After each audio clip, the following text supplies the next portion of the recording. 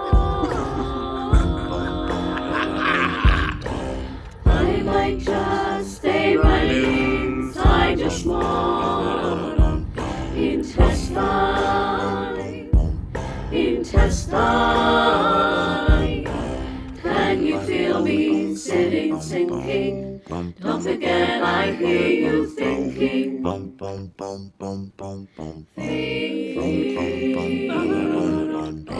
And I can't breathe oxygen, and I don't like museums, and my head's not handsome, and my eyes stay open, and I smell like uncooked eggs, and I like the ocean, and people don't get me, and your friends don't like me, and your parents don't like me, and then I'll grow shouldered, and I won't grow older, and we won't grow older. I think I'm smarter than you, and I don't speak Mandarin, and I don't speak anything. This song was written for me, and I'm very, very sad.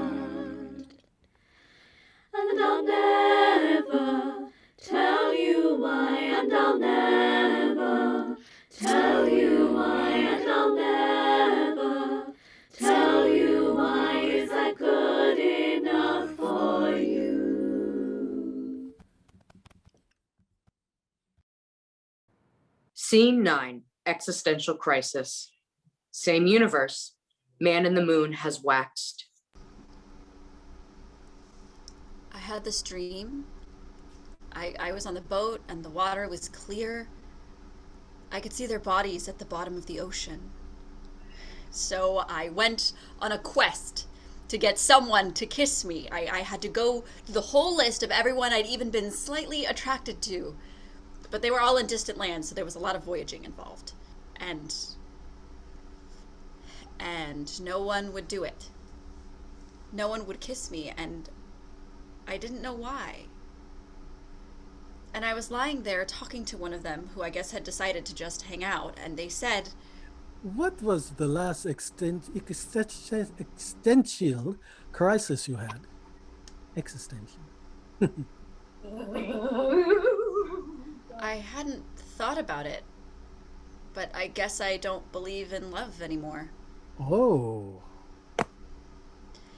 I don't believe in love because people are strangers. I could have this conversation with anyone. It doesn't matter. I'm just thinking about what I'm saying. People are just vessels to spurt out your stupid ideas to, like this, right now. I could think I love you just because you're letting me say these things. There's no difference. It's just proximity. But you still think about your friend. Yeah, well, they're characters in my life story, so I think about them. In relation to my life, I mean. I just need some new experiences. Tack wants to stop thinking about them, but Tack only thinks about her memories, about things that already happened or different ways they could have happened. She doesn't really think about the things happening right now. See, Tack's problem is that she doesn't really have any new characters to care about, but the fact is she just isn't trying hard enough. There are plenty of fish in the sea. They just did that whole sexy dance thing for you. Flirting is hard. It shouldn't be. I don't remember how to do it. You just look them in the eye and stroke your collarbone when you talk. Laugh at their jokes. No, you have to make fun of people. No, you don't. It's the only way it's fun. Then I don't know what to tell you, kid. What happens if the giant squid inks? What now? Giant squid. Oh. The giant squid, the one in that other world you were talking about. It was an example, kid. It's not even that interesting. I just want to know what would happen, and you seem to know everything, so... Everything's connected. I don't want to encourage any funny business. So then just tell me what would happen so I won't do it. Oh, you're killing me, kid. You can't just bring it up and not offer an explanation. Well, I don't know the specifics. Ha! But, if the giant squid inks, I would assume the world would go black. Everything would get covered in that inky injection gunk, and there would be no more color. Everything would be sticky, and it would be very difficult to continue with daily life as usual, and there's no going back. In that world, at least. I couldn't tell you how everything else would be affected. That's it? I don't think you're fully appreciating how inconvenient living in a world covered in black ink forever and ever and ever. Okay, sorry. I just thought it might have some more, grandeur. I told you everything I know. They see bodies floating on the surface of the purple water, hair swirling around them like mermaids. They are Tack's friends. If I moved this ship fast enough, would the Earth turn the other way? No, don't try that. Do you think if the Earth turned the other way, time would move backwards? I could stop them from falling off the ship. No, Tack, it doesn't work that way. How do you know? I'm up here. I see things. We've been over this. Can I take a look? How? I could get a ladder and lean it against you and climb up. Do you have a ladder?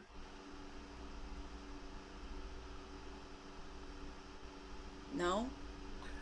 Well, there you go. Then there you go. Come on, kid. There's more that way. Scene 10, Fish Heads for Dinner. Universe 3, a world with unnatural rocks, menacing sirens, and soft fish heads. Man in the moon has waxed. The sirens crawl onto their rock, which is now made of something different. Doris wears a sign reading, "Don't ask me if I'm okay." Ava wears a sign that says, "I love myself." Nix wears a sign saying, "I fuck who I want."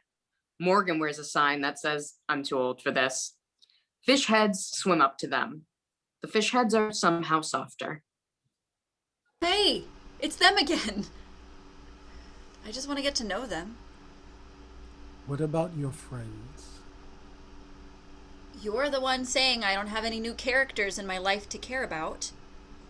Okay, go. Be free. Why don't they invite me? No one cares if you don't go to the party, Tack. That's him! Who? That's the fish head from Dream. The fish heads swim up to the rock, entranced by the siren song. When Tack attempts to join, the sirens attack, dragging the fish heads across the rocks. It becomes clear that the attack is consensual. You can wash over me, you can have me, you can skin me, you can win me any way you want. You can stretch over me, you can catch me, you can leave me, you can grieve me, you can miss me, you can kiss me any way you want. You can spill over me, you can kill me, you can sell me, you can tell me I can't really make you. It is so, so, so, so hard to say what you mean. It is so, so hard to see your face through the green, maybe blues, maybe blood, maybe hues, maybe mud. It is so unfamiliar. Underwater, it gets clearer. I feel slimmer. Are you a swimmer? Are you a winner? Are you my father?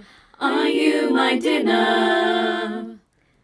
I am trying my best not to say. I'm trying my best not to care. I don't care. I don't care.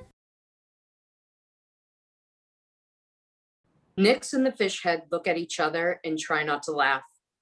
Nix and the fish head go off together.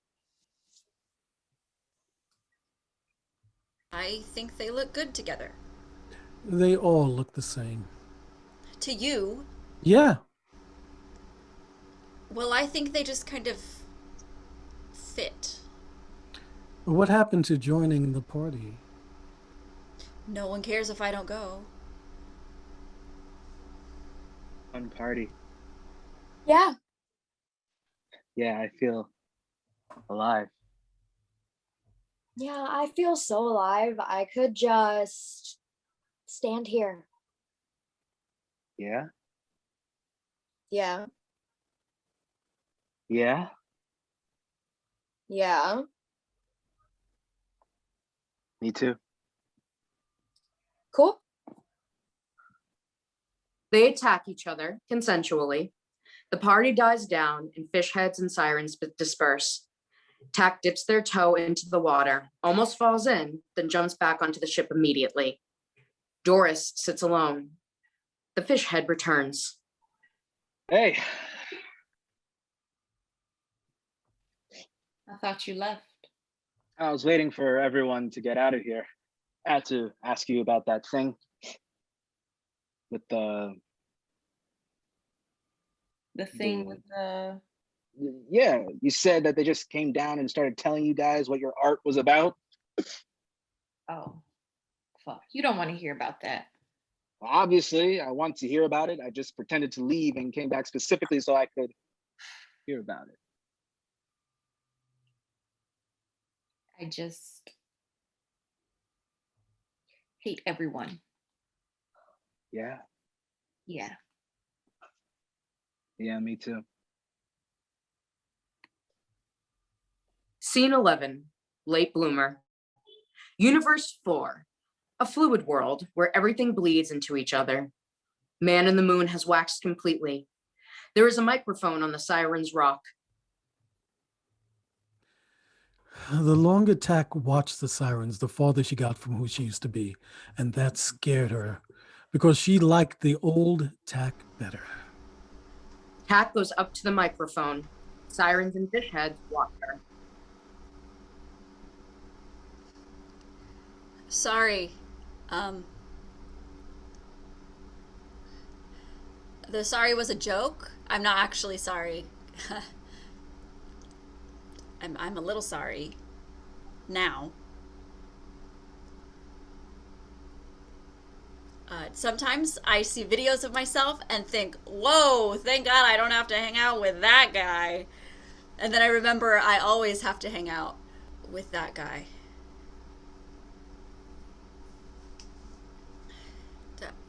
I'm not here to tell jokes.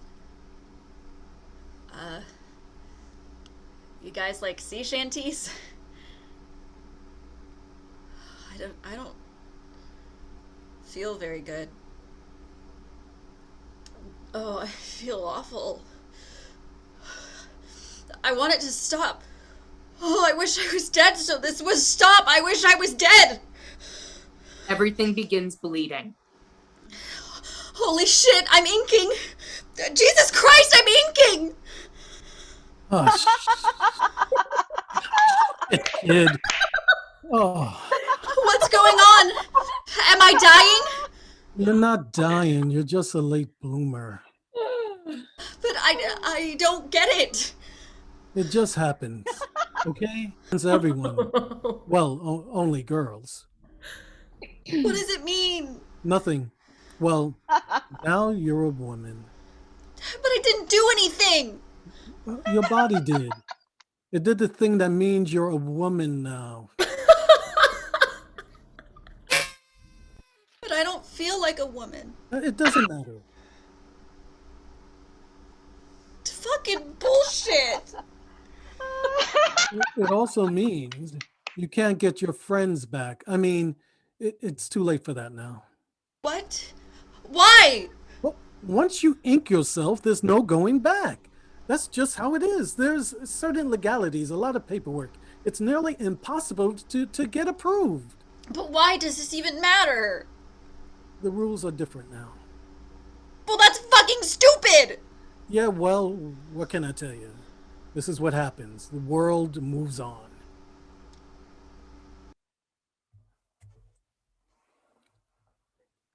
Morning.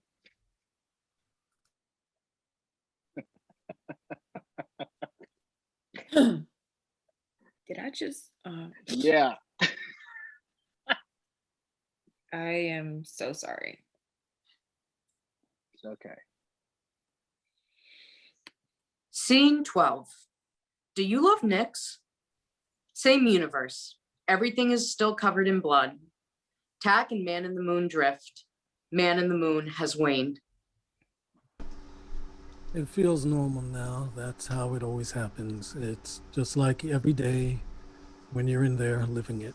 But give it a year, you'll look back and all of this will look like one of your dreams. And you won't be entirely sure if it happened or if they were them or if that was you or someone else. But you're a kid.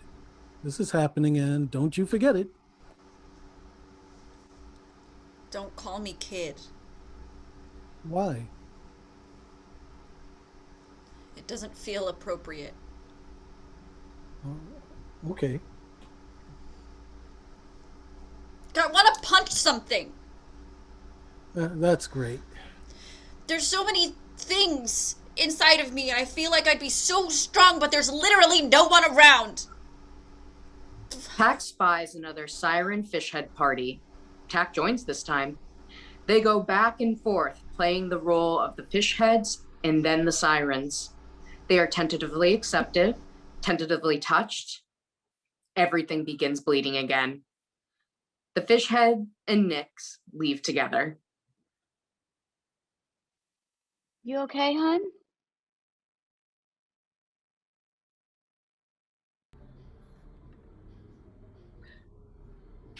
Parties make everyone sad. That's not true. Doris, honey, you look like you're going to cry. Don't. Hey, what's the matter? We can't be friends anymore. What? I'm done. I can't do this anymore. We can't be friends. Hey. What's going on? Can I ask you a question? Yeah. Do you love him? What? It's okay if you do. Everyone thinks you two look really nice together. No, I don't. Why? Because I like you. But I don't want to make it uncomfortable. Hey, it's okay. It's okay. We'll talk about it tomorrow. Okay. A tide comes in. Fish heads and sirens and Tack are swept away. Nyx is swept to the other side. Doris resists it, staying where she is. Why are you all the way over there? The fish heads line up in potato sacks, like from Tack's dream. What are you doing? On your mark, Hey, get set, wait. go. The fish heads and Nyx start jumping. Doris hops after in her own potato sack. Are we still friends? I can't remember. The world moves in slow motion. She meets Nyx. They wrestle each other to the ground as sirens and fish heads form a circle around Doris and Nyx, and Doris and Nyx are tearing off both of their clothing as they wrestle. Are we still friends? I don't remember. Hey, are we friends? I don't remember where we left off. Are we still? I can't. Everyone is suddenly gone. Wait. Doris remains in her underwear, panting. Nyx re-enters. Doris? Hey. Hey, Doris, I was wondering. Yeah? They kiss. Are we? They kiss again. They kiss more. They can't stop. Kissing. Are we? Kissing. Are we good? I miss being best friends. Me too. They lie down next to each other. Are you awake? No. Are you? No. I really have to go soon. Yeah. Me too. Yeah. Doris kisses Nix on the cheek. Okay, bye. Doris runs away. I know how this ends. You're real cute now, but love fades. As long as people change, love fades. You'll wrap yourself up in another person, and then they'll change, or you'll change, or you'll both change, and you won't be able to recognize their face, and you won't be able to recognize your own, and nothing means anything. Oh my God, Tack, shut up. Scene 13. Almost profound. Same universe. The blood is finally starting to drain. Man in the Moon has waned.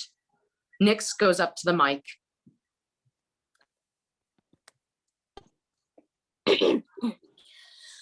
Somewhere between 90 seconds and 4 minutes of meeting someone, your brain decides whether or not you feel lust towards that person. That feeling of lust is personally based on your biological need to procreate with someone in a similar gene pool. They might remind you of your dad or your mom or your sibling. The only reason we don't feel sexual attraction towards our family is because the hormones released while sharing a home in your formative years make the idea of sexual activity with a family member repulsive to most people, also society. But if you recognize their trace in another person, you very well might experience a feeling called lust, which is the release of estrogen and testosterone. So, you spend a little time with this person. They like you. You like them. You're both always on your best behavior. You might start to feel something called attraction. And attraction feels great because the 3 neurotransmitters associated with attraction are adrenaline, dopamine, and serotonin. And adrenaline makes your heart race and your palms sweaty, and dopamine feels like cocaine, and the drop in serotonin levels is similar to the level of serotonin a person with OCD might have. That's why you can't stop thinking about them. Romantic rejection also stimulates parts of the brain associated with motivation, reward, addiction, craving. The love you're probably talking about, the forever love, is called attachment. Like when you can't imagine your life without that person. You know what this is on a chemical level? Oxytocin and vasopressin, 2 chemicals released after orgasm. After about 2-3 years, oxytocin and vasopressin interfere with your dopamine pathways, and the chemicals that create the feeling of passionate love begin to fade. And then, I guess, you're either just together or you're not. So, yeah. Aren't you supposed to seduce me? That's not our job. What is your job? We seduce who we want. Okay. That's it? What? Why would you ask if you're not gonna do shit about it? Ava, What? She can handle it. they're just a kid. I'm not a kid. You know why I don't want to seduce you, hun? You don't make me want to seduce you. I have standards. If I punched you in the face right now, what would you do? I don't know. Exactly. And I only seduce people who punch me back. Okay. Do you love yourself? What? Do you think you're awesome? No. Well, not right now, I guess. You know, that's it. If you're not the best person you've ever met, then there's a serious problem. But what if I don't want to be the best person I've ever met? It doesn't matter if it's true, hon. You just gotta think it. Like, I think I'm great. I think I'm the fucking best. I wake up every morning, look in the mirror, and say, hello, gorgeous, because I'm beautiful, and I like to remind myself.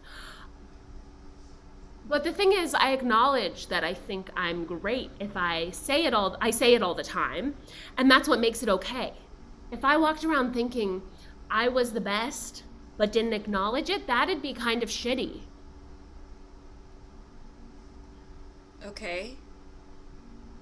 You gotta stop saying okay to all this shit.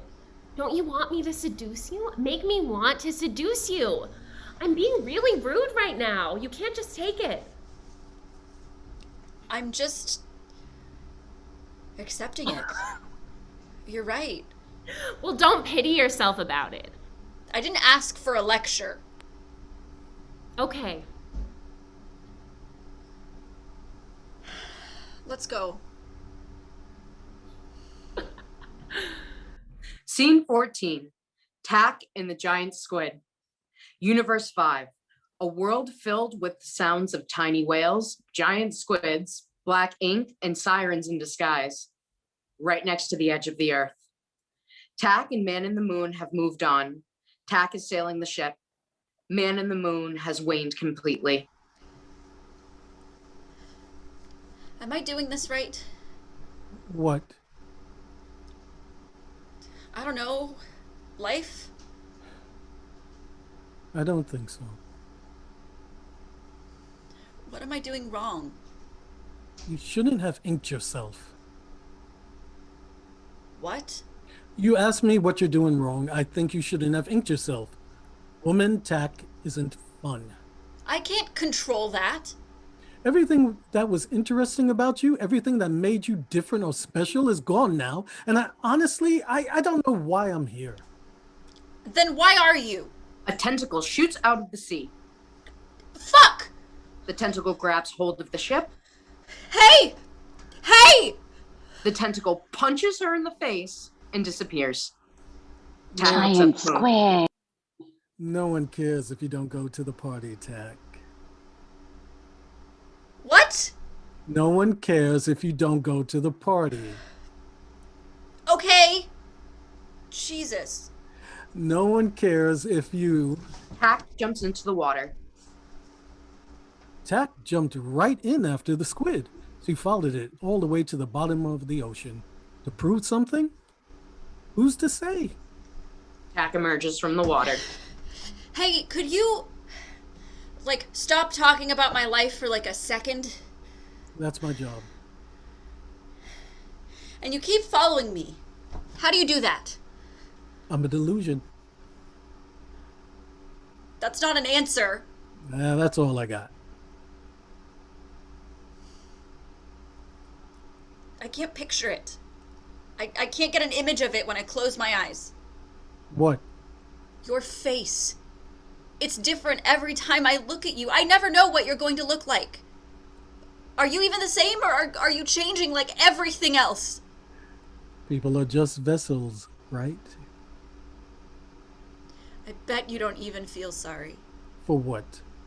For anything. I've never heard you apologize once in the entire time I've known you. You just think you know it all, right? Nothing's your fault, right? I mean, do you ever feel sorry? Not often. That's fucked up. How? How?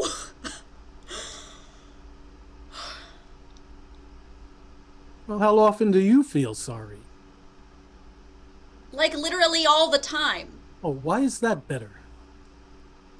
I don't know, it's just really mean to not feel sorry about anything. Do you want me to help you? Is that what this is? Helping? Should I just leave you alone then? Yeah, I think I've got it from here. Okay. The Man in the Moon disappears. The tentacle is gone. Tack goes underwater, and the whale songs turn into this melody. Don't leave me alone with my thoughts. I will drink the ocean up. Tack begins to drink. The ocean vanishes. The sirens and the fish heads flop, and tiny whales flop, gasping for breath.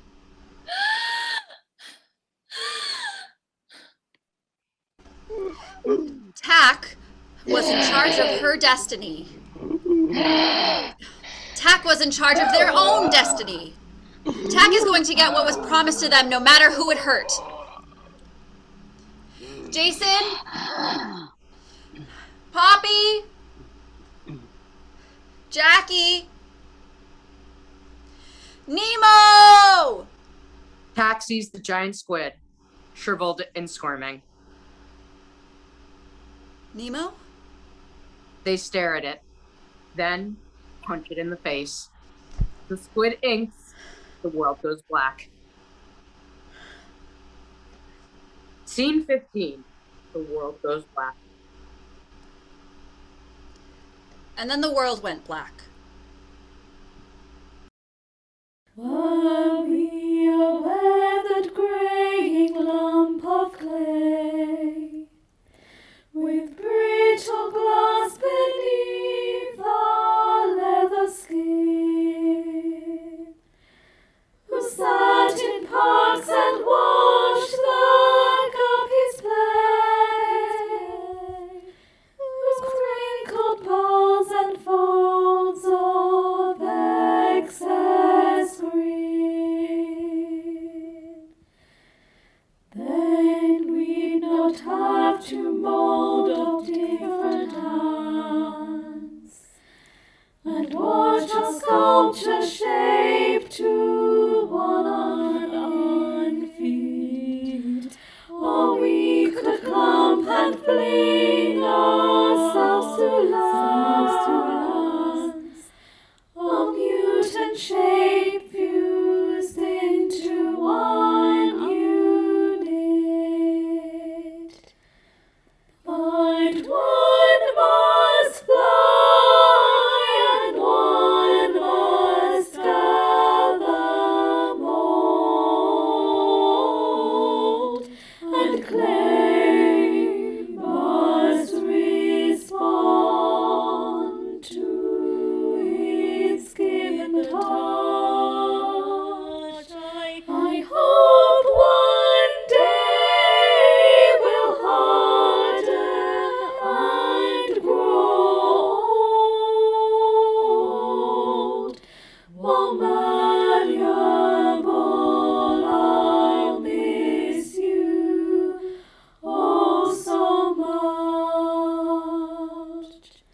How happy am I now to see your face, its twisted shape to match my destined place. Tack sees the sirens. Morgan wears a sign that says Nemo. Nix wears a sign that says Jason. Ava wears a sign that says Jackie. Doris wears a sign that says Poppy. Nemo? I'm sorry, I don't know what to say. You were someone who I felt so involved with. You were everything, and now I can't think of anything to say. Maybe people who are that involved with each other don't need to say anything. Yeah, but I think what I mean is that I don't feel involved anymore. I don't feel connected at all. I'm sorry to hear that. You're not them. Well, what were you expecting? Isn't it weird how someone your whole world used to revolve around can fall out of your life, and all of a sudden the thought of them feels like the same feeling as thinking of someone you just met? Like a stranger? But they introduced you to everything you love, and now you can't do those things without thinking of them or the image you had of them. The person isn't really the image at all. What you're thinking of isn't really them. And it's not like your friendship was perfect or you'll never have that connection with anyone else ever again. It's just weird not having them around. You know?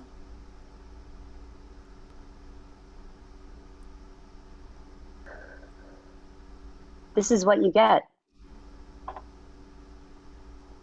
I don't think I want it.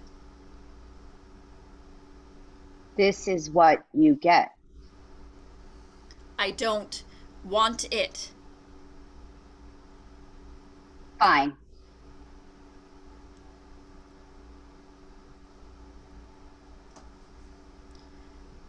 Tack was starting to miss having someone else to narrate their life. It feels like they always had something to say. She looks up for the moon. A copy of Georg Buchner's Voyeur falls from the sky. A story by Wojciech something? They open it and begin reading. There was a poor child who had no one left in the world. And since nobody was left on Earth, it wanted to go to the heavens. And the moon was looking so friendly. And when it finally got to the moon was a rotten piece of wood. And then it went to the sun, and when it got there, the sun was a wilted sunflower. And when it got to the stars, they were little golden flies stuck up there like the shrike sticks them on the blackthorn. And then it wanted to go back down to the earth was an overturned pot, and it was all alone, and it sat down and cried. They see the edge of the earth. The earth has an edge. It doesn't go on forever. There's a clean edge that drops off into I don't know. How easy would it be to latch your toes to the edge and tip forward? How easy would that be? Everybody else did it. They try. They can't. The moon falls down next to them. It's a rotten piece of wood. They sob. Their tears flood the ocean back. In with it floods the fish heads, sirens, tiny whales, the giant squid, and everything else in the world. Everything except the man in the moon. Tack washes up on the edge of the stage with Ava. Epilogue. Self-discovery. Tack and Ava sit, watching the play end. That was it, Tack. What was? What you just did, that was you. That was it. That was you. You really think so? Absolutely. What about it was me? I don't know. I just get you now. I understand you. Really? I can't describe it. It just all makes sense to me. Like, any questions I had about you, who you are answered. Like what? It's more of an essence. I get your aesthetic. I get your thing. That was you. To be honest, I don't know if that's really my thing. It doesn't feel like it's an accurate representation of me. It doesn't matter. That's what I saw. And now I understand you. End of play.